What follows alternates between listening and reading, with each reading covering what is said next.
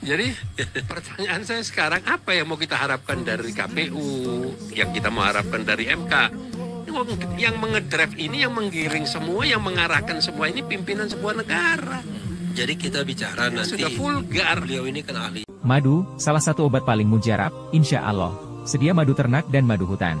Dihasilkan oleh lebah dari nektar bunga asli, bukan dari gula yang dimakan lebah. Proses higienis, kemasan praktis dan elegan. Garansi 1 juta rupiah jika terbukti madu kami tidak asli. Terbaik, madu kelanceng, dari lebah spesial. Hubungi.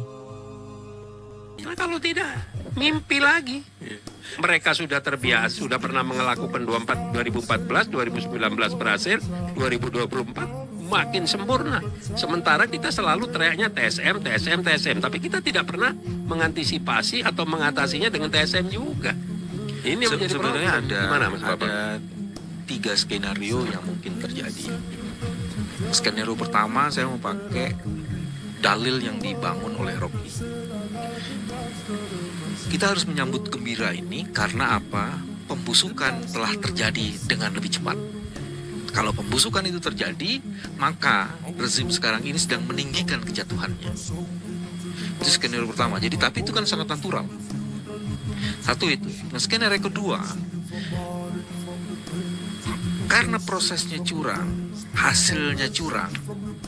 Nah, kalau udah hasilnya curang, maka kemungkinan besar ini proses konsolidasi nggak akan tercapai sempurna. Karena masing-masing pembuat kecurangan itu biasanya problem utamanya itu bagi-bagi, berebut hasilnya. Di pembagian. Nah, kalau ini tidak bisa dikonsolidasi, yang terjadi adalah chaos. Nah, kalau terjadi chaos sebenarnya, maka terjadilah pertikaian yang tak berujung. Nah, pertikaian yang tak berujung ini kemudian justru oleh masyarakat paling tidak yang 40% itu akan semakin kuat bahwa memang perlu terjadi perubahan. Nah, yang tadinya mendukung, yang 58% itu akan berpikir, brengsek nih, gue udah kasih kesempatan lu kayak gitu lagi gitu. Padahal udah brengsek banget ya. Nah, apalagi kalau kemudian asumsi dasarnya mereka ini kan ditipu sebagiannya kan. Jadi dia akan masuk ke dalam kelompok yang 40%. Nah, terjadilah itu dinamika. Terjadilah bisa terjadi crowd, bisa terjadi macam-macam kayak gitu. Nah, itu terjadi dan ini ongkosnya jauh lebih mahal. Jauh lebih mahal. Iya. Tapi perubahannya fundamental dan korbannya lebih banyak. Dan ada kalau satu berhasil itu Bung Refli. Tapi skenario 2 ini mensyaratkan harus ada pemimpin yang kemudian punya kemampuan untuk mengelola dinamika ini. Ya. Nah, kita tahu persis Bang Yusuf kemarin tuh kan siapa pemimpin yang bisa mengelola dinamika ini di lapangan ya, di lapangan. Yeah. Bukan dalam perdebatan tapi betul take over, mengambil leadership itu. Yeah. Ada sih ini ya, cukup banyak saya lihat, termasuk salah satunya Refli. Oh, udah kalau dari depan ini tuh dia udah keren, cadas gitu kan. Nah, itu kita tidak memimpin, kita cuma menyampaikan pidato. Jadi skenario kedua bisa terjadi kayak gitu. Nah, skenario ketiga ini skenario yang sangat religius. Artinya dia kan begini. Ketika barokah tidak dihadirkan, tidak dilalui, maka pasti akan terjadi keguncangan. Karena memang proses awalnya nggak benar.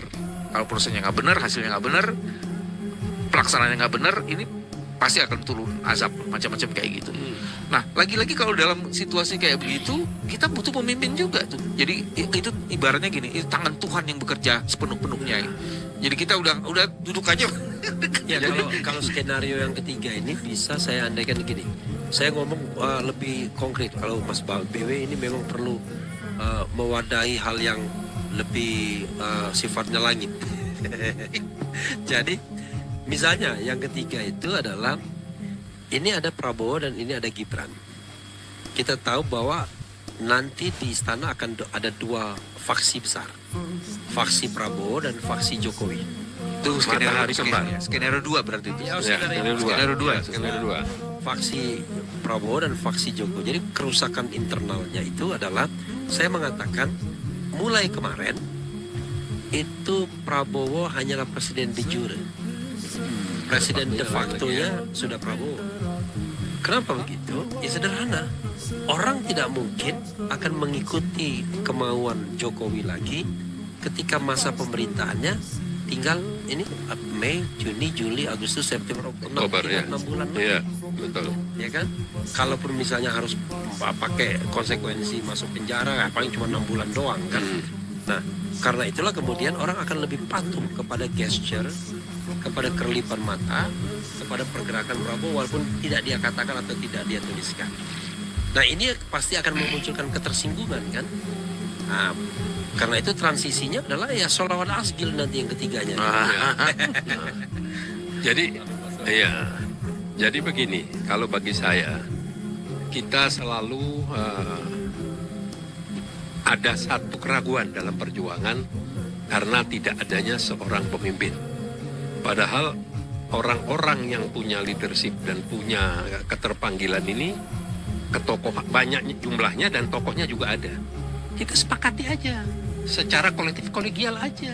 Nggak usah mengharapkan satu pemimpin. Nah, kalau kita sudah bicara ilahiyah, kita bicara religius, bacaan yang ada di pikiran saya, Allah itu menganggap kecil kalau saya ini mau suruh jadi tim suksesnya paslon nomor 1 atau nomor 3. Tapi di mata Allah ini ada kezaliman yang berlebihan yang harus diruntuhkan dan harus dibatasi di saat nanti mereka sudah mulai timbullah permasalahan-permasalahan di internalnya mereka. Memang ini masih menjadi debatable siapa yang jadi presiden, siapa yang jadi pemimpin, siapa yang mengendalikan, siapa yang menjadi wapres. Kalau yang ini Bang Yusuf ya, ada yang menarik nih. Nanti faksi mungkin bukan hanya 2 loh, Ref. Karena ada faksi Brutus tuh biasanya yang menikmati keuntungan dan mengadu domba itu. Iya, fraksi ketiga itu ada tuh, ada faksi ketiga itu ada. Nah, soal leadership ini Bang Yusuf sebenarnya ada 3 kemungkinan. Kemungkinan pertama adalah orang-orang yang memang hadir itu pasti selalu ada pemimpin di tengah kekacauan yang ada. Itu kayak by nature pasti pemimpin dilahirkan. Satu itu. Terus kedua yang kita mesti dorong adalah semua kita ini harus terlibat dan mengambil tanggung jawab tertentu sebenarnya. Karena disitulah kemudian akan muncul bibit-bibit pemimpin yang akan banyak. Nah, teman-teman yang sekarang sedang bergabung di social movement itu sekarang mendorong itu. Kalau ada 3 orang, 3 itu ambil ini. Bahkan jangan-jangan 3 orang itu kamu bisa memimpin 100 yang lain yang karena memang dia tidak punya keberanian. Nah, ini Tidak usah harus menunggu 1 orang, jangan. Ya itu saya bilang. Jadi bisa berserakan nanti karena pemimpin itu ada yang di levelnya top, ada juga yang di middle, tidak perlu. Jadi nanti akan berserakan muncul calon-calon pemimpin yang melalui proses yang tadi saya bilang itu akan muncul terseleksi itu. Dan ini yang sebenarnya diharapkan. Karena ini dengan begitu kita tidak mengandalkan satu. Bahkan sebaiknya jangan hanya mengandalkan satu. Pengalaman perjuangan saya, pimpinan saya masuk, lainnya gembos. Tapi kalau model presidium atau kolektif kolegial, satu dipegang tangkap, satu masih ada lagi, kurang lebih begitulah. Kita nggak perlu terlalu takut, kita harus vulgar apa adanya demi bangsa dan negara. Untuk poin yang ini ada 2 syaratnya.